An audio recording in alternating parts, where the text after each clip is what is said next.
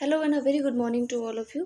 आप सभी जानते हैं कि हम जनवरी 2022 के अंतर्राष्ट्रीय क्रोनोलॉजी को पढ़ रहे हैं, जिसमें हमने 3 वीडियोस ऑलरेडी देख लिए थे, जिसमें हमने राष्ट्रीय, अंतर्राष्ट्रीय, प्रादेशिक परिदृश्य और अर्थव्यवस्था से संबंधित जितनी भी खबरें थी उनको हमने देखा था।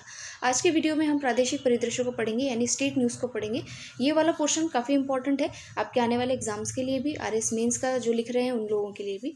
तो चलिए आगे स्टार्ट करते हैं, और आगे बढ़ने से पहले मैं जो न्यूज़ है वो दे देती हूँ आपको कि हमने इसका जो पीडीएफ है इस पूरी मैगजीन का, वो हमने हमारे टेलीग्राम चैनल पे अपलोड कर दिया है। आप वहाँ जाकर के उसे डाउनलोड कर सकते हैं। तो चलिए फर्स्ट आर्टिकल पे हम चलते हैं, जो कि है आईएम शक्ति उड़ान योजना के ऊपर। तो देखिए, अभी जो हमारी गवर्नमेंट है, कांग्रेस गवर्नमेंट, उसके 3 साल पूरे होने पर जो सीएम है उन्होंने कई सारी योजनाओं को लॉन्च किया है, जिसमें से एक योजना है आईएम शक्ति उड़ान योजना। ये आई थिंक प्रीलिम्स में भी क्वेश्चन था, तो इसके ऊपर देखते हैं क्या क्या चीज़ें इसके अंदर है। तो देखिए, कहा है कि जो सरकार है उसके 3 वर्ष पूरे होने पर जो मुख्यमंत्री हैं उन्होंने आईएम शक्ति उड़ान योजना जो है उसे लॉन्च किया है। और इसी अवसर पर मुख्यमंत्री ने जागृति बैक टू वर्क योजना, प्रदेश में झुंझुनू, चूरू, हनुमानगढ़, बूंदी जैसे 4 जिलों में नवनिर्मित सखी वन स्टॉप सेंटर का भी लोकार्पण किया है। तो ये तीनों योजनाएं महिलाओं से रिलेटेड है। एक तो आईएम शक्ति उड़ान, फिर है जागृति बैक टू वर्क योजना, और फिर तीसरी है सखी वन स्टॉप सेंटर। वैसे नाम से कई सारी चीज़ें सिद्ध हो जाती है, लेकिन फिर भी हम देखते हैं कि इसमें और क्या क्या स्पेसिफिक पॉइंट्स है जो हमें पता होने चाहिए। तो देखिए, आईएम शक्ति योजना जो है इसके अंदर ये जो है ये सैनिटरी नैपकिन बांटने से संबंधित है। और सैनिटरी नैपकिन्स के लिए एज होती है जैसे लगभग 10 से 45 वर्ष की महिलाओं को ये दिए जाएंगे। और इसके अंदर 282 ब्लॉक्स में प्रत्येक 5 चिन्हित आंगनवाड़ी केंद्रों पर, जो चिन्हित आंगनवाड़ी केंद्र होंगे उन्हीं के अंदर जो है 10 से 45 वर्ष तक की जो महिलाएं हैं उनको ये सैनिटरी नैपकिन जो है वो फ्री में दिए जाएंगे। 12 सैनिटरी नैपकिन का जो है निःशुल्क वितरण जो है वो किया जाएगा। और इसमें देखिए, महिला एसएचजी यानी कि सेल्फ हेल्प ग्रुप, सामाजिक संस्थाएं, एनजीओ के माध्यम से स्वास्थ्य संबंधी विशेष जागरूकता अभियान भी जो है वो चलाए जाएंगे, और सैनिटरी नैपकिन का वितरण भी करवाया जाएगा। और ये जो संस्थान है जो ऐसे कार्य करेंगे, इनको प्रोत्साहन राशि भी इसमें दी जाएगी। तो अगर देखिए कहीं प्रीलिम्स में ऐसा क्वेश्चन आता है, तो जैसे हम ये तो हमें याद रह जाएगा, लेकिन ये वाली चीज़ हमें याद नहीं रहेगी कि भाई इनको भी प्रोत्साहन राशि जो है इसमें प्रोवाइड करवाई जाएगी। आजकल क्या है, इससे क्वेश्चन आते हैं कि आपको 3-4 स्टेटमेंट देंगे एक ही योजना से संबंधित, और फिर आपसे उससे जो है क्वेश्चन पूछा जाता है। तो आप सारे जो फीचर्स हैं उनको ध्यान रखिए, जो आपको साधारण लगते हैं हो सकता है वही एग्जाम में आ जाए। फिर देखिए, इस योजना से राजस्थान की 1.20 करोड़ महिलाओं को आने वाली समय में चरणबद्ध तरीके से जोड़कर लाभान्वित जो है वो किया जाएगा। करीबन 1 करोड़ 20 लाख महिलाओं को इससे लाभ मिलने की जो है वो योजना है। उसके अलावा देखिए कि मुख्यमंत्री के स्वच्छ और स्वस्थ राजस्थान व निरोगी राजस्थान के संकल्पना का सपना साकार करने की कड़ी में महिलाओं को स्वच्छता व स्वास्थ्य के दृष्टिकोण से आगे बढ़ाने के लिए कार्य जो है वो किया जाएगा। ये पॉइंट इतना विशेष नहीं है, लेकिन ये 2 पॉइंट तो आपको ध्यान रखने हैं। और क्योंकि ये योजना महिलाओं के लिए है, तो महिला और बाल विकास मंत्रालय के द्वारा इसको जो है लॉन्च किया गया है। और इसमें जो अलॉटमेंट है वो 200 करोड़ रुपए का किया गया है। नेक्स्ट योजना पे चलते हैं, जिसका नाम है जागृति बैक टू वर्क योजना। तो देखिए, अभी जो है शादी के बाद में महिलाओं की नौकरी जो है वो सबसे ज़्यादा जो है वो जाती है, मतलब वो छोड़ देती हैं, क्योंकि ससुराल कहीं दूर होता है या फिर घर को मैनेज करने के संदर्भ में, ये तो हमें पता है। तो अब देखिए, इसमें जो नौकरी छोड़ने वाली कामकाजी महिलाएं हैं उनको निजी क्षेत्र के सहयोग से फिर से जॉब दिलाने या वर्क फ्रॉम होम का अवसर उपलब्ध कराने के लिए जागृति बैक टू वर्क योजना जो है वो लाई गई है। ठीक है, अब इसके क्या फीचर्स हैं इस योजना के, वो हम देख लेते हैं, विशेष तथ्य क्या है। तो देखिए, इस योजना में आगामी 3 वर्षों में 15,000 महिलाओं को, ठीक है, स्पेसिफिक दे रखा है, तो आपको याद होना चाहिए कि आगामी 3 वर्षों के अंदर 15,000 महिलाओं को निजी क्षेत्र के सहयोग से फिर से जॉब दिलाने का लक्ष्य लिया गया है।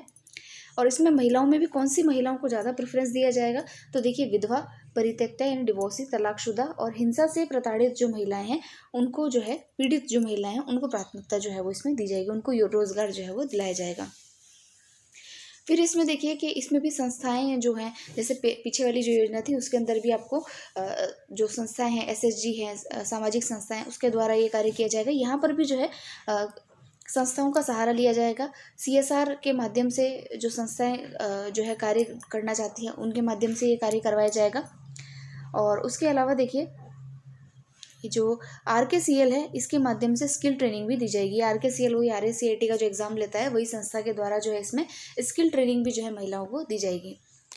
और इसमें क्या इंपॉर्टेंट है, ऑनलाइन पोर्टल पर रजिस्टर्ड महिलाओं को श्रेणीवार डेटाबेस के आधार पर निजी क्षेत्र में रोजगार से जोड़ने के लिए CSR संस्था द्वारा जो है ये कार्य किए जाएंगे। और इस अवसर पर मुख्यमंत्री ने इस अवसर पर प्रदेश में लगभग 1122 करोड़ के 1194 विकास कार्यों का शिलान्यास। ये बकवास चीज़ इसको हटाइए। बस ये याद रखना है कि जागृति बैक टू वर्क योजना जो है वो महिलाओं के लिए है। ऐसी महिलाएं जिनका शादी के बाद में अब जो है जॉब जो है वो छूट जाती है और फिर उनको जो है निजी क्षेत्र में जॉब दिलाने के लिए कई संस्थाओं से CSR के माध्यम से जो है ये कार्य करवाया जाएगा। इसमें महिलाओं को भी, कौन सी महिलाओं को प्रेफरेंस दिया जाएगा, जो कि विधवा है, तलाकशुदा है, पीड़ित महिलाएं जो है उनको रोजगार के क्षेत्र में लाया जाएगा। और इसमें जो है 3 वर्षों में 15,000 महिलाओं को निजी क्षेत्र में रोजगार दिलाने का इन्होंने टारगेट सेट किया है। तो ये इसमें मुख्य बातें थी। नेक्स्ट आर्टिकल पे देखिए क्या लिखा है। सो नेक्स्ट जो आर्टिकल है वो आपका है राजस्थान रीडर्स ट्रैवलर अवार्ड 2021 विजेता घोषित। तो देखिए ये एक रीडिंग जो ट्रैवलर मैगजीन होती है, जैसे जो भी लोग ट्रैवलिंग करते हैं उनको कई चीज़ें विशिष्ट वो पढ़ते हैं कि भाई कहाँ डेस्टिनेशन अच्छा है, कहाँ कितनी सुविधाएं हैं, कहाँ क्या क्या हैकिंग ट्रैकिंग वगैरह के लिए जो है वो हैकिंग कहेंगे, ट्रैकिंग के लिए जो है वो चीज़ें उपलब्ध है। तो उन चीज़ों को देखने के लिए एक मैगजीन आती है जिसका नाम है रीडर्स ट्रैवलर्स। तो इसके अंदर तो देखिए कि ये एक है, इसको प्रदाता जो है इसके हैं कॉन्डे नास्ट ट्रैवलर, ये कोई संस्था है, उसके द्वारा इसको पब्लिश किया जाता है। और इसमें कई सारे जो ट्रैवलर्स होते हैं, रीडर्स होते हैं, उनका व्यू लिया जाता है, उनकी वो जो क्या कहते हैं उसको वोटिंग कराई जाती है। और वोटिंग कराने के बाद में डेस्टिनेशंस को ऐसे अवार्ड दिए जाते हैं, ऐसी जगहों को चुना जाता है जो कि किसी विशेष क्षेत्र में अच्छी होती हैं। जैसे कि अभी देखिए राजस्थान को किसमें इन्होंने जो है चुना है। तो देखिए खूबसूरत, भव्य और गौरवशाली प्रदेश को सड़क यात्रा के जरिए देखने और अनुभव करने के रोमांचकारी और आनंददायी एहसास के लिए जो कॉन्डे नास्ट ट्रैवलर की ओर से प्रतिवर्ष दिए जाने वाले प्रतिष्ठित रीडर ट्रैवलर्स अवार्ड के लिए रोड ट्रिप के पसंदीदा भारतीय राज्य के रूप में चुना गया है। यानी कि अगर आप कहें शॉर्ट में तो रोड ट्रिप के लिए भारत का जो राजस्थान स्टेट है उसको ये अवार्ड जो है वो दिया जाएगा। ठीक है, ये रीडर्स ट्रैवलर अवार्ड किस क्षेत्र में दिया जाएगा, तो राजस्थान को जो रोड ट्रिप्स है उसके लिए ये दिया जाएगा। ठीक है, बाइकर्स के लिए ये फेवरेट डेस्टिनेशन है। उसके अलावा भी राजस्थान को एक चीज़ में अवार्ड मिला है, जैसे कि यहाँ पर राजस्थान को उपयुक्त पुरस्कार के अतिरिक्त favourite leisure destination in India की श्रेणी में भी जो है अवार्ड दिया गया है। ठीक है, और उसके अलावा भारत के कई अन्य जो देश हैं उनको भी अन्य जो राज्य हैं उनको भी अवार्ड मिला है। जैसे कि यहाँ पर देखिए गोवा जो है उसको favourite leisure destination in India, उसके अंदर विनर का अवार्ड इसमें दिया गया है। उपविजेता कौन है, राजस्थान है, और जो विजेता है वो गोवा है। उसके अलावा देखिए अगर देखें ऑल ओवर वर्ल्ड में देखें तो मालदीव जो है उसको पसंदीदा विदेशी गंतव्य के रूप में जो है वो चुना गया है। ठीक है, ये एक यात्रा पत्रिका है, इसके बारे में मैंने आपको बता ही दिया है। और कई लोग इसमें वोटिंग वगैरह करा के जो है ये जो अवार्ड्स है वो दिए जाते हैं। नेक्स्ट क्योंकि देखिए ये राजस्थान के जो 2 राज्य हैं, राजस्थान जो है इसमें सम्मिलित किया गया है, इसलिए हमने इसको पढ़ लिया। बाकी इतनी इंपॉर्टेंट कोई खबर जो है इसमें है नहीं। फिर देखिए राजस्थान को मिला नेशनल एनर्जी कंजर्वेशन अवार्ड। तो ये जो ऊर्जा संरक्षण अवार्ड है राजस्थान को जो अभी दिया गया है, ये नेशनल एनर्जी कंजर्वेशन अवार्ड्स जो है इसको कहा गया है। और ये द्वितीय पुरस्कार जो है वो हमारे राजस्थान को इसमें मिला है। और हमारा जो पुरस्कार की श्रेणी है वो संस्थागत श्रेणी, यानी कि जो इंस्टीट्यूशन है जो कि ऊर्जा संरक्षण के क्षेत्र में कार्य कर रहा है उसको ये अवार्ड मिला है। और इसमें जो है एज अ परफॉर्मर जो है वो अवार्ड दिया गया है। अब देखिए इसके अंदर जो है राजस्थान में ये अवार्ड किस संस्थान को दिया गया है। तो पहली चीज़ तो ये कि राष्ट्रीय ऊर्जा संरक्षण दिवस जो कि 14 दिसंबर को आता है उसमें ये अवार्ड जो है वो दिया गया है। और ये जो सेकंड अवार्ड है ये हमारे राजस्थान को दिया गया। और इसके अंदर जो है जिस संस्था ने इस पुरस्कार को हासिल किया है वो है राजस्थान अक्षय ऊर्जा निगम। ठीक है, तो ये इस संस्था को जो है ये पुरस्कार इसमें दिया गया है। राजस्थान को कुछ अन्य पुरस्कार भी मिले हैं, जैसे कि देखिए राष्ट्रीय ऊर्जा संरक्षण पुरस्कार 2021 में उद्योग की ड्रग व फार्मास्यूटिकल श्रेणी में श्री मोहता आयुर्वेदिक रसायनालय बीकानेर को प्रथम पुरस्कार जो है इसमें दिया गया है। फिर है जेके टायर इंडस्ट्रीज़ लिमिटेड राजसमंद उद्योग की जो टायर उद्योग है उसको भी जो है द्वितीय अवार्ड मिला है। फिर है बालकृष्ण इंडस्ट्रीज़ लिमिटेड अलवर उद्योग की ट्रायल श्रेणी में जो है सर्टिफिकेट ऑफ मेरिट अवार्ड दिया गया। इतना इंपॉर्टेंट नहीं है, बस हमने इसको देख लिया है कि एक बार किस किस को क्या क्या इसमें अवार्ड मिला है। अब देखिए राजस्थान के बारे में कुछ चीज़ें, ये आपको प्रीलिम्स के लिए हालांकि आपने पढ़ी होगी, फिर भी आप एक बार देखिए कि जो सौर ऊर्जा नीति है वो राजस्थान ने 2019 में डिक्लेयर की है अपनी। राजस्थान पवन व हाइब्रिड नीति जो है वो भी 2019 में आई है। फिर राजस्थान निवेश प्रोत्साहन योजना वो भी 2019 की है। इनके क्रियान्वयन से राजस्थान में नवीनीकरण जो ऊर्जा है उसमें निवेशकों का प्रमुख आकर्षण जो है वो राजस्थान बन गया है। ठीक है, जो पॉलिसीज़ है वो इस प्रकार से है जो कि निवेश को प्रोत्साहित करती है, इसीलिए यहाँ पर जो है इस अवार्ड को भी जो है राजस्थान को इस बार दिया गया है। देश में इस वर्ष जो है 7,500 मेगावाट उत्पादन क्षमता विकसित हुई है। वहीं राजस्थान में इस वर्ष अब तक 2,500 मेगावाट सौर ऊर्जा क्षमता विकसित की जा चुकी है। ठीक है, अब देखिए कुछ अन्य महत्वपूर्ण तथ्य क्या हैं। तो राष्ट्रीय ऊर्जा संरक्षण पुरस्कार पहली बार 14 दिसंबर 1991 को जो है वो प्रदान किए गए थे। राष्ट्रीय ऊर्जा संरक्षण पुरस्कार 2021 इस पुरस्कार का 31वां संस्करण है और विद्युत मंत्रालय के मार्गदर्शन में ऊर्जा दक्षता ब्यूरो BEE इसके द्वारा हर साल 14 दिसंबर को मनाए जाने वाले राष्ट्रीय ऊर्जा संरक्षण दिवस पर औद्योगिक इकाइयों, संस्थानों और प्रतिष्ठानों को यह अवार्ड जो है वो सम्मानित किया जाता है। ठीक है, इस संस्थान यानी ऊर्जा दक्षता ब्यूरो की ओर से इस वर्ष 2021 से एक नए पुरस्कार राष्ट्रीय ऊर्जा दक्षता नवाचार पुरस्कार को भी शुरू जो है वो किया गया है। तो ये कुछ चीज़ें थी, इंपॉर्टेंट फैक्ट्स थे इसके बारे में। अब हम कुछ और फैक्ट्स जो हैं वो देखते हैं। देखिए राजस्थान ऊर्जा संरक्षण पुरस्कार ये जो है, एक मिनट, ये वाले जो फैक्ट्स हैं ये भी आप इसके अंदर रीड आउट कीजिएगा कि पहली चीज़ तो ये कि प्रदेश की जो बड़ी स्केल की 4 इकाइयों सहित 23 संस्थानों को ऊर्जा संरक्षण के क्षेत्र में यह पुरस्कार जो है वो दिया गया। पुरस्कार हमारे यहाँ के जो ऊर्जा मंत्री भंवर सिंह भाटी उनके द्वारा जो है इसको जो है वो ये जो है ऊर्जा संरक्षण दिवस पर आयोजित पुरस्कार वितरण समारोह को पुरस्कृत किया गया है। ठीक है, उसके अलावा जो है यहाँ जो पुरस्कृत किए गए संस्थान है उनका नाम देखिए, श्री सीमेंट हुआ, JK सीमेंट है और राजस्थान टेक्सटाइल मिल भवानी मंडी है, divisional hospital north west railway Jodhpur शामिल, ये जो है इसके जो है संस्थानों के अंदर शामिल है। अब देखिए राज्य में जो है हमारे राजस्थान के अंदर सौर ऊर्जा का इतना महत्व क्यों है, क्योंकि देखिए राज्य में वर्ष के 365 दिनों में से 325 दिन जो उपलब्ध सूर्य का प्रकाश है यहाँ सौर ऊर्जा के लिए अनुकूल परिस्थितियों का निर्माण करता है। यानी कि हमारे यहाँ पर जो है सन रेज जो है वो ज़्यादा आती हैं, तो इसलिए सौर ऊर्जा का यहाँ पर उत्पादन अधिक हो सकता है। फिर नेक्स्ट आर्टिकल पे हम चलेंगे। तो देखिए नेक्स्ट जो आर्टिकल है, हालांकि एग्जाम में मुझे नहीं लगता कि पूछा जाएगा, लेकिन हम इसको एक बार गो थ्रू कर लेते हैं। Travel and leisure India's best awards. ठीक है, ये भी एक अवार्ड है जो कि ट्रैवलिंग के और इसके क्षेत्र में जो है दिया जाता है। इसमें राजस्थान को 2 श्रेणियों में अवार्ड मिला है। पहला तो कहा है कि इंडिया का जो बेस्ट जो है ट्रैवलिंग जो है बेस्ट स्टेट जो है उसके क्षेत्र में दिया गया है राजस्थान को ये अवार्ड, और दूसरा बेस्ट वेडिंग डेस्टिनेशन के रूप में ये अवार्ड जो है वो दिया गया है। ठीक है, तो घूमने के लिए यहाँ पर सबसे ज़्यादा पर्यटक आते हैं और शादियों के लिए सबसे ज़्यादा डेस्टिनेशन वेडिंग यहाँ पर होती है, तो इसके लिए ये 2 क्षेत्रों में अवार्ड दिए गए हैं। उसके अलावा देखिए इसमें कई सारे, देखिए यहाँ आप देख सकते हैं हमारे इंडिया के कई सारे स्टेट्स को अलग अलग कैटेगरीज में अवार्ड दिए, लेकिन ये इतने इंपॉर्टेंट नहीं है, इसको आप छोड़ सकते हैं। नेक्स्ट आर्टिकल चलिए, प्रदेश का पहला जिला स्तरीय इन्वेस्टमेंट समिट जो है वो भीलवाड़ा में आयोजित किया गया है। काफ़ी इंपॉर्टेंट है, इसको याद रखिएगा। प्रदेश में निवेश को आकर्षित करने के उद्देश्य से आयोजित किए जाने वाले इन्वेस्ट राजस्थान 2022 के क्रम में इन्वेस्ट जो समिट है वो हमारे राजस्थान का जो मैनचेस्टर जिसको कहते हैं, मैनचेस्टर कहाँ है जहाँ पर कपड़ा उत्पादन सबसे ज़्यादा होता है, तो हमारे राजस्थान का मैनचेस्टर कौन सा है, तो भीलवाड़ा है। तो भीलवाड़ा को जो है उसमें अवार्ड जो है वो भीलवाड़ा के अंदर जो है ये इन्वेस्टमेंट समिट जो है आयोजित किया गया है। इसके साथ ही राजस्थान देश का प्रथम राज्य बन गया है जहां उद्योगों को बढ़ावा देने, निवेश का बेहतर वातावरण बनाने, रोजगार उपलब्ध कराने के उद्देश्य से इन्वेस्टमेंट समिट कार्यक्रम जो है वो आयोजित किए जाएंगे। ठीक है, और इसकी शुरुआत जो है वो कहाँ से हुई है, भीलवाड़ा से की गई है। अब नेक्स्ट आर्टिकल चलेंगे। सो नेक्स्ट आर्टिकल देखिए कि जो कैबिनेट की अभी जो मीटिंग हुई है उसमें कुछ निर्णय लिए गए हैं। हालांकि जो डायरेक्टली है वो निर्णय इतने इंपॉर्टेंट नहीं है, लेकिन इनडायरेक्टली ये आपके किसी भी जो कहते हैं ना कि एक स्पष्टता के लिए जो है आपके काम जो है वो आ सकते हैं।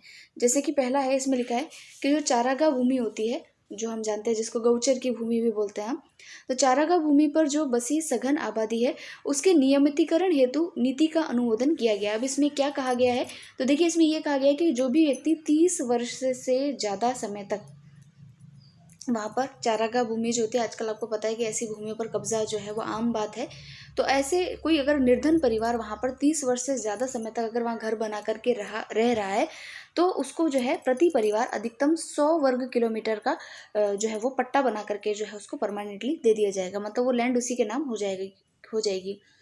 अब देखिए यहाँ पर क्या है कि जो आयकर दाता है, जो इनकम टैक्स पेयर्स हैं, उनको ये सुविधा नहीं मिलेगी। जो निर्धन परिवार है उन्हीं को जो है इस चारागाह भूमि के अंदर पट्टा जो है वो दिया जाएगा।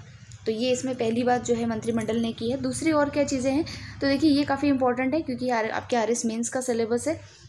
तो देखिए यहाँ पर राजस्थान इथेनॉल प्रोडक्शन पॉलिसी 2021 को मंजूरी जो है वो दी गई है। तो इथेनॉल प्रोडक्शन प्रमोशन पॉलिसी जो है उसको मंजूरी दी गई है। प्रदेश में इथेनॉल उत्पादन इकाइयों की स्थापना को प्रोत्साहित करने के उद्देश्य से स्वीकृत की गई राजस्थान इथेनॉल प्रोडक्शन प्रमोशन 2021 स्थायी एवं वैकल्पिक ईंधन के रूप में इथेनॉल के उत्पादन को जो है वो बढ़ावा देगी। ठीक है। उसके अलावा इस नीति के तहत लगने वाली इथेनॉल उत्पादन इकाइयों को रिप्स 2019 के प्रावधानों के तहत इंसेंटिव भी जो है वो दिया जाएगा। तो ये भी इम्पोर्टेंट बात है। फिर है इसके राज्य के भू जल सुरक्षित क्षेत्रों यानी सेफ ब्लॉक्स में इथेनॉल प्लांट नियमानुसार स्थापित होंगे, जिससे औद्योगिकरण जो है उसको बढ़ावा मिलेगा। तो ये दो चीज़ें जो है आपके जो कैबिनेट की मीटिंग है उसमें डिसाइड की गई है। तो इथेनॉल पॉलिसी कब आई है ये आपको याद रखनी है, ये आपके एग्जाम में आ सकता है कि Rajasthan ethanol production promotion policy 2021 जो है उसको मंजूरी दी गई है। ठीक है। फिर है सोलर पार्क हेतु भूमि का आवंटन किया गया है। तो ये इतना इंपॉर्टेंट नहीं है, इसको आप छोड़ सकते हैं। उसके अलावा है RTPP एक्ट में जुड़ेगा सुलभ इंटरनेशनल। ये RTPP क्या है, तो राजस्थान लोक उपाक्रम में पारदर्शिता अधिनियम 2012, राजस्थान लोक उपापन में पारदर्शिता अधिनियम 2013 के तहत जारी सूचना में सुलभ इंटरनेशनल सोशल सर्विस ऑर्गेनाइजेशन को जोड़ने का जो है वो निर्णय लिया गया है। ठीक है। इससे राज्यों और विभागों में क्या होगा, शौचालय वगैरह जो है उसके रखरखाव निर्माण और संचालन का कार्य जो है वो त्वरित रूप से किया जा सकेगा। इतना इंपॉर्टेंट ये भी नहीं है, हालांकि इसको भी आप काट दीजिएगा, ये भी इंपॉर्टेंट नहीं है। फिर है Rajasthan financial services delivery limited के गठन को जो है वो मंजूरी दी गई है। ये इंपॉर्टेंट है, इसको पढ़ लेते हैं। यहाँ इसी को टिक लगाइएगा आप, ये इंपॉर्टेंट है। अब देखिए इस संस्थान के गठन से राजकीय विभागों तथा स्वायत्त शासित संस्थाओं को लोक उपापन, अनुबंध प्रबंधन, कराधान, सेवा नियमों यानी कि जितने भी फाइनेंशियल सर्विसेज है उसके क्षेत्र में आवश्यक विशेषज्ञता, परामर्श, सहयोग जो है वो मिल पाएगा। कोई भी संस्था अगर इस क्षेत्र में जैसे फाइनेंशियल जो सर्विसेज है उसके क्षेत्र में उसको कोई भी डाउट होगा तो वो जो है उसको यहाँ से जो है वो मिल पाएगा। उपयुक्त के अतिरिक्त राज्य मंत्रिमंडल ने राज्य एवं केंद्र सरकार के विभिन्न योजनाओं, परियोजनाओं, कार्यक्रमों के उद्देश्य से एक निश्चित अवधि के लिए रखे जाने वाले कार्मिकों की संविदा नियुक्ति के लिए Rajasthan contractual appointment to civil post rules 2021 बनाए जाने का अनुमोदन भी किया है। ये संविदा पे यानी कि जो कॉन्ट्रैक्ट पे वर्कर्स काम करते हैं उनको भी जो है उनके लिए भी जो है अपॉइंटमेंट रूल्स जो है वो बनाए जाने की घोषणा की गई, क्योंकि उनका बहुत ज़्यादा शोषण होता है। 2-3 महीने के लिए आप कॉन्ट्रैक्ट पे रखते हो, 6 महीने के लिए कॉन्ट्रैक्ट पे रखते हो या 1.5 साल के लिए रखते हो, उसके बाद में कुछ उनके राइट्स जो है वो होते हैं लेकिन वो नहीं उनको दिए जाते हैं, सैलरी भी बहुत कम पे की जाती है, तो उसके लिए भी कुछ रूल्स जो है वो बनाए गए हैं। तो यहाँ आपको क्या क्या पढ़ना है, देखिए यहाँ पर जो इथेनॉल प्रोडक्शन वाली जो हमने नीति पढ़ी है वो आपको पता होनी चाहिए। चारागाह भूमि वाला ध्यान रह जाए तो ठीक है, वरना कोई इतना इंपॉर्टेंट नहीं है, लेकिन इथेनॉल प्रोडक्शन वाली पॉलिसी है ये इंपॉर्टेंट है, इसको आप याद रखिएगा, ये इसमें इंपॉर्टेंट है। नेक्स्ट आर्टिकल पे हम चलते हैं, वो है मंत्रियों को जिलों के प्रभार जो है वो सौंपे गए हैं। आपको पता है कि अभी जो है मंत्रिमंडल में फेरबदल किया गया था, कई मंत्रियों को चेंज किया गया था राजस्थान में, तो इनके नाम कुछ देख लेते हैं। जैसे अलवर में बुलाकीदास कल्ला जो है उनको जो है प्रभारी, ये जिला सवाई माधोपुर से हैं। ठीक है। और इनको जो है मंत्री पद जो है वो दिया गया। और कहाँ कहाँ से ये लोग हैं ये थोड़ा आप ध्यान रखेंगे, जैसे जैसलमेर से हेमाराम चौधरी हैं, शांति कुमार धारीवाल जयपुर से हैं, और इसके अलावा इनको जो है कहाँ का जिला भार दिया गया है, जैसे पाली का इनको दिया गया है, और जैसलमेर का, श्रीगंगानगर, हनुमानगढ़ का इनको दिया गया है। तो यहाँ अब आप देखिए कि इसमें जो है जितने भी ये मंत्री वगैरह हैं उनको कुछ जिलों का प्रभार दिया गया है। ठीक है। तो वो अगर आपको, मुझे नहीं लगता है कि एग्जाम में पूछेंगे, लेकिन एक बार हम देख लेते हैं। जैसे कि ये बुलाकीदास कल्ला है, इनको अलवर का प्रभार दिया गया है। शांति कुमार धारीवाल जो है उनको जयपुर का दिया गया है। हेमाराम चौधरी जैसलमेर, और कोटा से जो है प्रसादी लाल मीणा को दिया गया है। बीकानेर में लालचंद कटारिया जी, और ये अजमेर में महेंद्रजीत सिंह मालवीय, भीलवाड़ा में महेश जोशी, उदयपुर का रामलाल जाट, झालावाड़ जो है प्रमोद जैन भाया, और फिर जो है दौसा में विश्वेंद्र सिंह, भरतपुर में रमेश मीणा। तो ये जो है इन मंत्रियों को जो है जिलों के पदभार दिए गए हैं, ये आप एक बार देख लीजिएगा। कोई क्वेश्चन आए इतना मुझे लगता नहीं, ये भी कुछ खास इंपॉर्टेंट नहीं है। नेक्स्ट आर्टिकल देखिए, Rajiv Gandhi Centre for Advance Technology. तो देखिए Rajiv Gandhi Centre for Advance Technology जो है, इसकी स्थापना हमारे जयपुर के अंदर जो है वो की जाएगी और इसके अंदर कई सारे कोर्सेज जो है वो लॉन्च किए जाएंगे। तो देखिए सबसे पहले तो जो है यहाँ पर विश्व स्तरीय IT कंपनियों को सुसज्जित प्रशिक्षण स्थान एवं रखरखाव सुविधा निःशुल्क उपलब्ध कराने के प्रस्ताव को जो है वो मंजूरी दी गई है। ठीक है। प्रदेश के युवाओं को सूचना तकनीक की नवीनतम विधाओं का प्रशिक्षण देने के लिए Rajiv Gandhi Centre for Advance Technology की स्थापना जयपुर के सूचना केंद्र में जो है वो की जाएगी। इसकी घोषणा में देखिए 200 करोड़ रुपए जो है ये अलॉटमेंट हुआ है बजट में। और उद्देश्य क्या है कि प्रदेश के जो युवा हैं उनको artificial intelligence, machine learning, robotics, virtual reality के सर्टिफिकेट कोर्स एवं मल्टी डिसिप्लिनरी रिसर्च कराने के साथ साथ आमजन को इस क्षेत्र में हो रहे नवाचारों की जानकारी प्रदान करना। इसमें कई सारे पाठ्यक्रम होंगे, जैसे कि पहला प्रीमियम पाठ्यक्रम होगा जो कि शुल्क आधारित होगा। दूसरा पाठ्यक्रम राज्य सरकार द्वारा अनुमोदित होगा जिसमें प्रत्येक ट्रेनिंग पार्टनर्स के लिए 100 बच्चों का चयन जो है वो किया जाएगा। तीसरा पाठ्यक्रम ई-लर्निंग पर आधारित होगा और निःशुल्क होगा, जिसमें पाठ्यक्रम सामग्री निःशुल्क उपलब्ध जो है वो करवाई जाएगी। तो ये जो है काफ़ी इंपॉर्टेंट है, इसको आप ध्यान रखिएगा कि रोबोटिक्स और इन सब की जानकारी करने के लिए Rajiv Gandhi Centre for Advance Technology जो है उसकी स्थापना की जाएगी। फिर है राजस्थान में जो है, फिर देखिए जो सुशासन सूचकांक है जिसको गुड गवर्नेंस इंडेक्स कहा गया है, उसके अंदर जो है राजस्थान को शीर्ष स्थान जो है वो प्रदान किया गया है। तो केंद्रीय गृह और सहकारिता मंत्री अमित शाह द्वारा सुशासन दिवस के अवसर पर यानी कि 25 दिसंबर को सुशासन दिवस मनाया जाता है। ये सुशासन इंडेक्स जो है उसको जारी किया गया है और इसमें प्रशासनिक सुधार और लोक शिकायत विभाग द्वारा तैयार इस सूचकांक में, सूचकांक को तैयार किसने किया है? प्रशासनिक सुधार और लोक शिकायत विभाग ने। राजस्थान को जो है इसमें राजस्थान का जो प्रदर्शन है उसमें वृद्धि 1.7% की क्रमिक वृद्धि जो है वो प्रदर्शित की गई है। और इस सूचकांक के अन्य राज्य समूह ग्रुप बी की श्रेणी में न्यायिक एवं सार्वजनिक सुरक्षा, पर्यावरण, सिटीजन सेंट्रिक गवर्नेंस के क्षेत्र में राजस्थान ने शीर्ष स्थान जो है वो प्राप्त किया है। तो ये 3 क्षेत्र हैं जिसके अंदर, जैसे कि तो जुडिशरी पब्लिक सेफ्टी में, एक एनवायरनमेंट में, एक सिटीजन सेंट्रिक जो गवर्नेंस है उसके अंदर जो राजस्थान है उसको जो है इसमें टॉप अवार्ड जो है वो मिला है। तो ये हम थोड़ा ध्यान रखेंगे। फिर जो है राजस्थान में अभी जो है BSF जो है, BSF यानी बॉर्डर सिक्योरिटी फोर्स, उसका 57वां स्थापना दिवस जो है वो राजस्थान के जैसलमेर के अंदर मनाया गया है। तो ये थोड़ा सा इसीलिए इंपॉर्टेंट है, बाकी स्थापना दिवस हमको याद रखने की ज़रूरत नहीं है। देखिए BSF की स्थापना जो है 1965 के बाद में जो है वो की गई थी। ठीक है, 1965 के युद्ध के बाद में जो है इसकी स्थापना की गई थी और ये विश्व का सबसे बड़ा सीमाओं की रक्षा करने वाला बल है। ठीक है, ये भी थोड़ा BSF के बारे में हमें पता होना चाहिए। और इसके कई सारे, आपको पता है हमारे राजस्थान में जैसलमेर के अंदर जो है पूरी एक रेंज है जहाँ पर के जो सैन्य अभ्यास होते हैं वो किए जाते हैं। इसीलिए BSF की स्थापना दिवस के ऊपर जो भी कार्यक्रम हुआ है वो अभी जैसलमेर के अंदर जो है वो किया गया है। ये पहला अवसर है जब BSF का स्थापना दिवस देश के सीमावर्ती किसी जिले के अंदर जो है वो मनाया गया हो। तो ये भी काफ़ी इंपॉर्टेंट इसमें हो जाता है। नेक्स्ट आर्टिकल हम देखते हैं, मुख्यमंत्री चिरंजीवी स्वास्थ्य बीमा योजना में 18 नए पैकेज जो हैं उनको जोड़ा गया है। तो इसमें देखिए कई सारे, जैसे कि यहाँ देखिए किडनी ट्रांसप्लांट, एंजियोग्राफी सहित 18 नए पैकेज जो है इसके अंदर जो है वो जोड़े गए हैं। अब इसको जोड़ने से पैकेज की संख्या 1579 से बढ़कर के 1597 हो गई है। ठीक है, तो यहाँ 79 से 97 हो गया, उल्टा हो गया जस्ट। ठीक है, तो ये थोड़ा ध्यान रख लेंगे हम। अब देखिए इसमें जो है कई सारी चीज़ें जो है इसमें जोड़ी गई है, आप इसमें पढ़ लीजिएगा, इतना इसमें इम्पोर्टेंट नहीं है। फिर है अब देखिए इसमें योजना में जैसे कुछ इंपॉर्टेंट फीचर्स जो है हमें पता होने चाहिए, जैसे कि ये जो चिरंजीवी स्वास्थ्य बीमा योजना है ये 1 मई 2021 को इसको स्टार्ट किया गया था और इसमें सरकारी और निजी जो हॉस्पिटल्स है उसमें 5 लाख तक का, कितने 5 लाख तक का कैशलेस उपचार जो है वो व्यक्तियों को दिया जा रहा था। ठीक है, इसके अंदर देखिए जो म्यूकोमाइरोसिस है, जिसको कि आप जो आँखों में जो है फंगस के कारण जो आंखें खराब हो जाती है, तो कोविड-19 के द्वारा इसको देखा गया था, तो उसको भी इस पैकेज के अंदर जो है वो जोड़ा गया था। यहाँ पर आप इसको देख सकते हैं, 1 मिनट। हाँ, इससे पूर्व राज्य सरकार द्वारा राज्य में कोविड-19 एवं म्यूकोमाइरोसिस को भी इस पैकेज के अंदर, चिरंजीवी वाले पैकेज के अंदर जोड़ा गया है। और अब तक जो है ये देखिए यहाँ पर लिखा है कि 788 सरकारी और 590 निजी अस्पतालों को जो है इस योजना से जोड़ा जा चुका है। तो ये भी थोड़ा इंपॉर्टेंट हो सकता है। फिर देखिए महावीर प्रसाद शर्मा जो है विधानसभा सचिव जो है वो नियुक्त किए गए हैं। सचिव यानी सेक्रेटरी, तो लेजिस्लेटिव असेंबली के जो सेक्रेटरी हैं वो इनको नियुक्त किया गया है। तो महावीर प्रसाद शर्मा इससे पहले राज्य उपभोक्ता विवाद आयोग के पूर्णकालिक जुडिशियल सदस्य के रूप में जो है वो कार्यरत थे। राजस्थान विधानसभा सचिवालय सेवा नियमों के अनुसार सचिव को राज्य सरकार के सचिव अथवा प्रथम श्रेणी के विभागाध्यक्ष के समान वित्तीय और प्रशासनिक शक्तियां जो है प्राप्त होती हैं। सचिव ही राज्य सरकार के पत्र से जो है वो पत्र व्यवहार जो है वो करता है।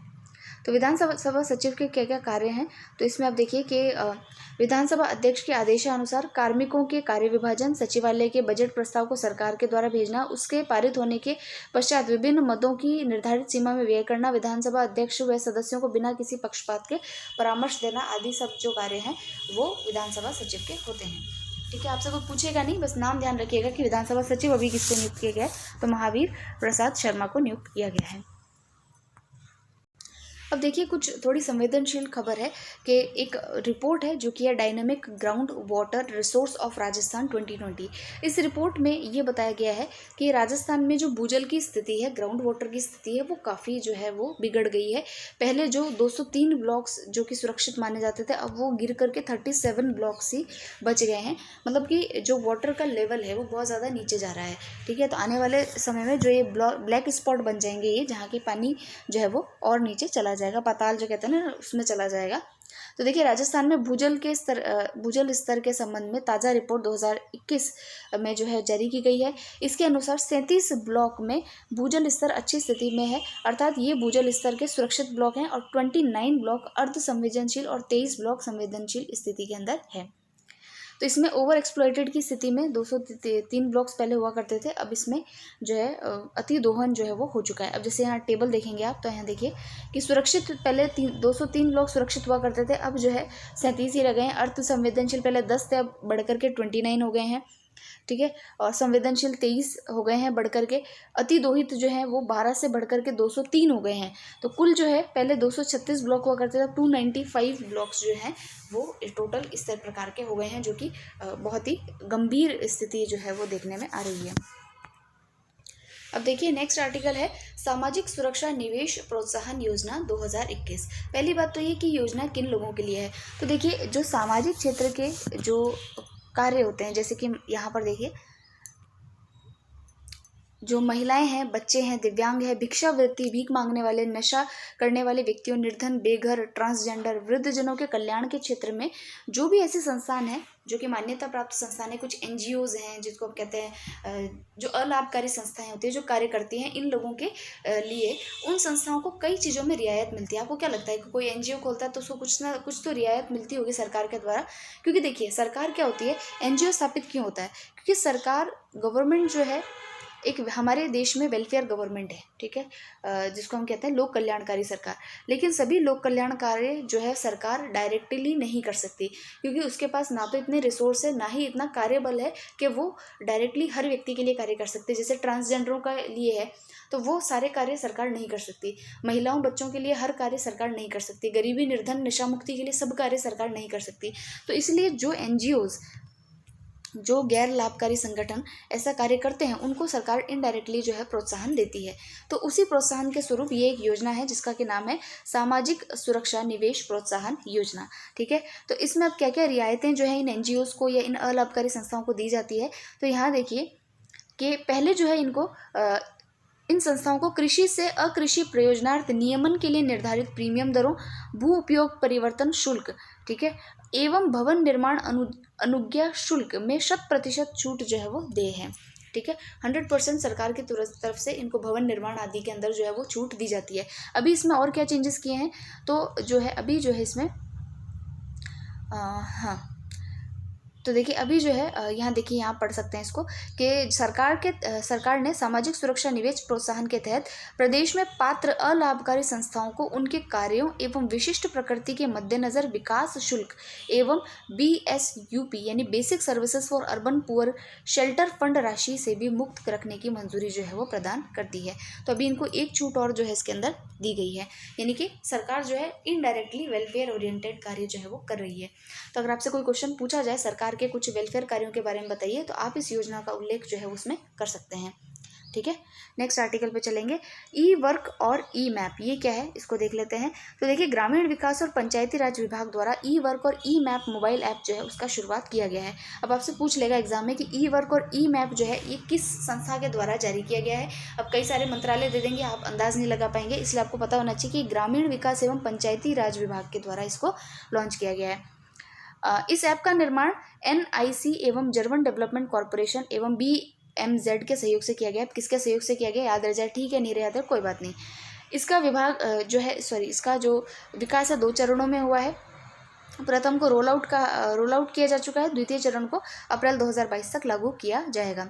इसके माध्यम से मेन काम क्या होगा, देखिए कोई भी ऐप आता है, कोई भी योजना आती है, पहले आप सबसे पहले उसका उद्देश्य पढ़ें ताकि आपको जो है उसकी सारी कहानी जो है वो समझ में आ जाएगी। तो देखिए, ये मोबाइल ऐप के माध्यम से ग्रामीण विकास एवं पंचायती राज विभाग की सभी राज्य स्तरीय योजनाओं की मॉनिटरिंग जो है वो एक ही पोर्टल पे की जा सकेगी। ग्रामीण विकास की कार्य योजना बनाने से उसके पूर्ण होने के उपरांत एसेट रजिस्टर संधारण तक के समस्त कार्यों का एकल प्लेटफॉर्म द्वारा संपादन जो है वो किया जा सकेगा। यानी कि राज्य सरकार के द्वारा, राज्य विभाग के द्वारा जितने भी कार्य किए जाते हैं पंचायती या ग्रामीण विकास के लिए, उन सभी की मॉनिटरिंग जो है वो आप इस पोर्टल के माध्यम से कर पाएंगे। ठीक है, अब देखिए इन्होंने कई सारी योजनाएं भी दी है कि ग्रामीण विकास एवं पंचायती राज विभाग द्वारा विधायक स्थानीय क्षेत्र विकास कार्यक्रम, मुख्यमंत्री आदर्श ग्राम पंचायत योजना, महात्मा गांधी जन भागीदारी विकास योजना, स्व विवेक जिला विकास योजना, डांग क्षेत्रीय विकास कार्यक्रम, मगरा क्षेत्रीय विकास कार्यक्रम, मेवात क्षेत्रीय विकास योजना, महात्मा गांधी आदर्श ग्राम योजना, मुख्यमंत्री जिला नवाचार निधि योजना, श्री योजना एवं स्मार्ट विलेज सहित 11 राज्य स्तरीय योजनाएं जो है वो इसमें संचालित हैं। इनकी मॉनिटरिंग जो है ई वर्क और ई मैप के द्वारा जो है वो की जा सकेगी। ठीक है, नेक्स्ट जो शॉर्ट न्यूज़ है वो देखते हैं। अब ये लगभग ख़त्म होने वाला है। तो मिठेश जो निर्मोही हैं उनको साहित्य अकादमी पुरस्कार जो है वो दिया गया है। काफ़ी प्रतिष्ठित पुरस्कार है और उनको राजस्थानी भाषा के लिए वर्ष 2021 का साहित्य अकादमी पुरस्कार जो है वो उनकी कविता संग्रह मुक्ति के लिए दिया गया है। तो ये इंपॉर्टेंट हो जाता है, ये आप ध्यान रखिएगा। ठीक है, और इसके अलावा देखिए, भारत सरकार के स्वायत्त शासित संस्थान साहित्य अकादमी द्वारा साहित्य अकादमी युवा पुरस्कार और बाल साहित्य पुरस्कार की भी घोषणा की जा चुकी है। और राजस्थानी भाषा के लिए बाल साहित्य पुरस्कार कीर्ति शर्मा को उनके उपन्यास पाणीरा रुखाला, ठीक है, उसके लिए दी गई है। और साहित्य अकादमी द्वारा इस वर्ष राजस्थानी भाषा के साहित्य अकादमी युवा पुरस्कार प्रदान नहीं किए जाने का निर्णय भी लिया गया है। तो हमको 2 नाम याद रखने हैं। मेन चीज़ कि साहित्य अकादमी पुरस्कार जो है वो राजस्थान के जो राजस्थानी भाषा के लिए जो है मिठेश निर्मोही को उनके काव्य संग्रह मुक्ति के लिए दिया गया है। और जो साहित्य अकादमी बाल साहित्य पुरस्कार है वो कीर्ति शर्मा को उनके उपन्यास पाणीरा रुखाला इसके लिए दिया गया है। ठीक है, उसके अलावा एक पुस्तक और है जिसका नाम है राजस्थान पुलिस विजन 2030। इस पुस्तक का विमोचन जो है वो गृह विभाग के द्वारा जो है वो किया गया है। मुख्यमंत्री के द्वारा विमोचन किया गया है और गृह विभाग के द्वारा इस पुस्तक को प्रकाशित किया गया है। पुलिस बल से संबंधित है, इतना इंपॉर्टेंट नहीं है, छोड़ सकते हैं आप इसको। फिर देखिए, शरद महोत्सव जो है उसका आयोजन किया जाएगा। कहाँ किया जाएगा, तो माउंट आबू में जो है, जो कि सिरोही में पड़ता है, वहाँ पर जो है शरद महोत्सव 2021 का जो है उद्घाटन किया गया है और दिसंबर में इसका उद्घाटन जो है वो किया गया है। तो ये एक बार RS के अंदर पूछा गया था, आई थिंक बहुत पुराना पेपर है 2013 का, जब वो इस प्रकार के उत्सवों पर क्वेश्चन पूछ लेते हैं। जैसे पतंग महोत्सव जो है वो कब मनाया जाता है, मतलब जो मंथ होता है वो पूछता है। जैसे कि यहाँ पर पतंग महोत्सव जयपुर में मनाया जाता है, आयोजन जनवरी के अंदर किया जाता है। जैसे ऊंट महोत्सव है बीकानेर, जनवरी के अंदर मनाया जाता है। मरु महोत्सव जैसलमेर में मनाया जाता है और ये भी जनवरी फरवरी में मनाते हैं। हाथी महोत्सव जयपुर के अंदर और ये मार्च में इसका आयोजन होता है। तो इस प्रकार के महोत्सव जो है वो पूछ लेते हैं। तो आप एक बार इनको रीड आउट कर लीजिएगा कि कौन कौन से महोत्सव, मतलब याद कर लीजिएगा, रीड नहीं करना है क्योंकि एग्जाम में पूछ लेते हैं। ठीक है, वैसे ही जैसे कि मेवाड़ महोत्सव जो है वो उदयपुर में मनाया जाता है, ये तो हमको पता है, लेकिन आयोजन कब होता है, अप्रैल में। ग्रीष्म महोत्सव ये माउंट आबू और जयपुर के अंदर मनाया जाता है और ग्रीष्म के अंदर यानी मई जून में ही मनाया जाता है। मारवाड़ महोत्सव जो है जोधपुर में मनाया जाता है और इसका आयोजन अक्टूबर में होता है। ये थोड़े से डिफरेंट है तो इसको याद रखेंगे, स्टार लगा लीजिएगा। शेखावटी महोत्सव शेखावटी रीजन के अंदर होता है, चूरू शिखर झुंझुनू में, और उसका आयोजन फरवरी में होता है। ब्रज महोत्सव जो है वो भरतपुर में मनाया जाता है और ये भी फेब में मनाया जाता है। तो अधिकतर उत्सव आप देखेंगे जनवरी फरवरी में मनाए जाते हैं और एक उत्सव जो है वो अक्टूबर में मनाया जा रहा है जिसका नाम क्या है, कहाँ गया, ग्रीष्म महोत्सव, मारवाड़ महोत्सव जो है वो आयोजन उसका अक्टूबर में होता है और वो जोधपुर में किया जाता है। तो इन उत्सवों के नाम आप याद रखिएगा, ये एग्जाम में पूछ लेते हैं। नेक्स्ट आर्टिकल देखते हैं क्या है इसमें। स्वाति शर्मा कौन है? तो देखिए ये जो है राजस्थान की जो स्वाति शर्मा है उनको स्विट्जरलैंड के जिनेवा में विश्व व्यापार संगठन WTO में लीगल ऑफिसर के पद के रूप में जो है वो WTO के रूप में इनको जो लीगल ऑफिसर है वहाँ पर इनको चयन किया गया है। ठीक है, और ये मूल रूप से राजस्थान के झुंझुनू जिले के रहने वाली हैं। फिर है 14वां राष्ट्रीय जूनियर रोल बॉल चैंपियनशिप। ठीक है, तो ये 14th junior national role ball championship जो है इसका आयोजन कहाँ पर किया गया है? तो जयपुर में किया गया था और इसमें कई सारे खिलाड़ियों ने जो है भाग लिया है। और रोल बॉल खेल जो है इसकी शुरुआत सबसे पहले भारत में ही हुई थी। इस खेल को सबसे पहले 2005 में पुणे महाराष्ट्र के अंदर जो है खेला गया था और अब जो है इसमें 65 से अधिक देश जो है वो इसके अंदर भाग लेते हैं, लेकिन ये ओलंपिक खेलों के अंदर शामिल नहीं है, ये भी आपको ध्यान रखना है। ठीक है, ये इंपॉर्टेंट बात हो गई। फिर है फिर ये जो आपको यहाँ पर दिख नहीं रहा है इसका नाम है, यहाँ लिखा है आदमखोर, और ये जो है कहानियों का संग्रह है जो कि आशा पाराशर नाम की जो एक रचयिता है उनके द्वारा लिखा गया है। इसमें कई सारी कहानियों का संग्रह, इसका विमोचन अभी किया था, इतना इंपॉर्टेंट है नहीं। फिर है high performance training and rehabilitation centre. तो देखिए खिलाड़ियों के लिए इस सेंटर की स्थापना राजस्थान के जयपुर में जो SMS स्टेडियम है वहाँ पर की जाएगी। ठीक है, इसका रखरखाव वगैरह जो इसके लिए बजट का आवंटन किया गया है ताकि खिलाड़ियों को फिजियोथेरेपी की जो सुविधा है, ठीक है, वो यहाँ पर खिलाड़ियों को दी जा सके। ये देखिए SMS स्टेडियम जो है वो काफ़ी अच्छा बनाया जा चुका है। यहाँ पर SMS जो ग्राउंड है वो सिंथेटिक ग्राउंड बनाया गया है पूरा। आप इसको एक बार देखेंगे तो आपको पता चलेगा कि वर्ल्ड क्लास सुविधाएं जो है वो इस ग्राउंड में दी गई हैं। उसके अलावा देखिए शिल्पग्राम महोत्सव जो है उसका उदयपुर में आयोजित होने वाले 10 दिवसीय शिल्पग्राम महोत्सव का शुभारंभ जो है वो राज्यपाल के द्वारा जो है वो किया गया है। और पश्चिमी क्षेत्र सांस्कृतिक केंद्र को उदयपुर में आयोजित शिल्पग्राम महोत्सव में देश के विभिन्न राज्यों के 400 लोक कलाकारों ने इसमें जो है वो भाग लिया है। ठीक है, इसका जो वितरण है तो शिल्पग्राम महोत्सव के उद्घाटन समारोह में राज्यपाल द्वारा कला मर्मज्ञ डॉक्टर कोमल कोठारी की स्मृति में लाइफ टाइम अचीवमेंट अवार्ड जो है वो भी दिए गए हैं। इस पुरस्कार की राशि जो है लगभग 1,25,000 रुपये है। ठीक है, और ये पुरस्कार जो है अभी महाराष्ट्र के डॉक्टर प्रकाश सहदेव खांडके और जयपुर के विजय वर्मा को जो है वो दिए गए हैं। ठीक है, फिर है FPO के बारे में। तो देखिए FPO क्या होता है? ये होता है फार्मर प्रोड्यूसर ऑर्गेनाइजेशन, यानी कि जो फार्मर्स होते हैं उनको किसी भी योजना के बारे में बताने के लिए या किसी भी कार्य में एक संगठन जो किसानों का होता है उसको फार्मर प्रोड्यूसर ऑर्गेनाइजेशन कहा जाता है। देखिए जो सरकारें होती है वो एक किसान के लिए योजना नहीं बना सकती, एक किसान को योजना का लाभ नहीं दे सकती या एक किसान को जो है जागरूक नहीं कर सकती। तो वो कोई भी हेल्प करती है या कोई भी संस्थागत कार्य करती है तो फार्मर प्रोड्यूसर ऑर्गेनाइजेशन को ध्यान में रखते हुए करती है, क्योंकि इन ऑर्गेनाइजेशन से जुड़े हुए जो किसान होते हैं फिर ये किसानों के अंदर जो है ये सारी जो भी नवाचार होते हैं, जानकारियाँ होती है वो इन्हीं के थ्रू जो है वो पहुँचती है।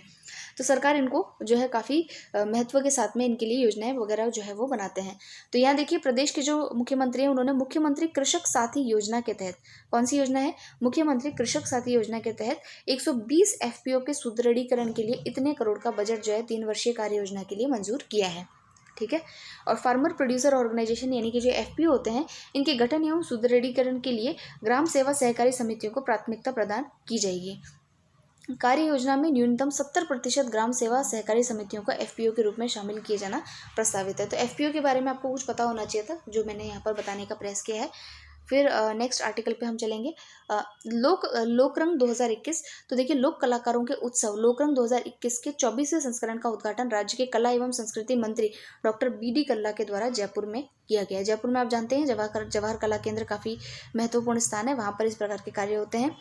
और आज़ादी के अमृत महोत्सव के तहत JKK कला एवं संस्कृति विभाग रूडा और द्वारा आयोजित इस संस्था को जो है लोक कलाओं के क्षेत्र के अंदर बहुत ही जो कहते हैं प्रतिष्ठित माना जाता है। और इसमें कई सारी लोक कलाएँ प्रस्तुत की जाती है, जैसे कि राजस्थान में गुजरात का गरबा, महाराष्ट्र का लावणी, इस प्रकार के सभी जो हैं वो इसके अंदर प्रदर्शित किए जाते हैं। नेक्स्ट आर्टिकल पे हम चलेंगे, राष्ट्रीय नाट्यशाला कार्यशाला, नाट्यशास्त्र कार्यशाला। तो देखिए राजस्थान संस्कृत अकादमी, राजस्थान संगीत नाटक अकादमी, राजस्थान कला एवं संस्कृति विभाग के संयुक्त तत्वाधान में जोधपुर के अंदर जो है राष्ट्रीय नाट्यशाला जो ये नाट्यशास्त्र कार्यशाला जो है इसका आयोजन किया गया था। बस इतना ही इसमें ध्यान रखना है। देखिए नाट्यशास्त्र जो है वो भरत मुनि के द्वारा लिखा गया था और इसको पंचम वेद भी कहा जाता है। ठीक है, इतना ही पता होना चाहिए इसके बारे में। फिर है ज्ञान दूत 2.0। ये क्या है? तो देखिए महाविद्यालयों में अध्ययनरत विद्यार्थियों में विषय परक ज्ञानवर्धन, अकादमिक समस्याएं समाधान, उनके समय का संरचनात्मक सदुपयोग सुनिश्चित करने के लिए ज्ञानदूत कार्यक्रम का दूसरा चरण जो है उसको चलाया गया है। ठीक है। इसमें ऑनलाइन कक्षाएं वगैरह स्नातकोत्तर के विद्यार्थियों को क्या क्या जो है जानकारियाँ दी जानी चाहिए, वो सारी चीज़ें जो है इसके अंदर दी जाती है। ठीक है। उल्लेखनीय कि ज्ञानदूत कार्यक्रम के पहले चरण में 22 विषयों में 12 राजकीय महाविद्यालयों को केंद्र बनाकर 621 सत्र आयोजित जो है वो करवाए गए थे। तो ये सारी चीज़ें इसके अंदर थी। तो ज्ञानदूत कार्यक्रम के बारे में आप ध्यान रखेंगे कि ये विद्यार्थियों के संबंधित है। फिर है राजस्थान कृषि प्रतिस्पर्धात्मक परियोजना। तो देखिए, कृषकों की आमदनी और फसल उत्पादन को बढ़ाने के उद्देश्य से इस परियोजना को विश्व बैंक के सहयोग से मार्च 2012 के अंदर जो है वो प्रारंभ किया गया था। इसमें कृषकों को जो है वित्तीय भागीदारी वाली ये परियोजना 30 जून 2020 को 100% से अधिक उपादेयता को प्राप्त जो है वो हो चुकी है। इस परियोजना के प्रबंधन एवं क्रियान्वयन की स्टीयरिंग समिति की 8वीं बैठक जो है वो मुख्य सचिव ने ली थी। और इसमें क्या कहा गया है इतना इंपॉर्टेंट नहीं है, बस ये ध्यान रखिएगा। राजस्थान कृषि प्रतिस्पर्धात्मक परियोजना क्या है, तो कृषकों को आमदनी एवं फसल उत्पादकता को बढ़ाने के लिए वर्ल्ड बैंक के द्वारा इसको वर्ल्ड बैंक के सहयोग से 2012 में इसको स्टार्ट किया गया था।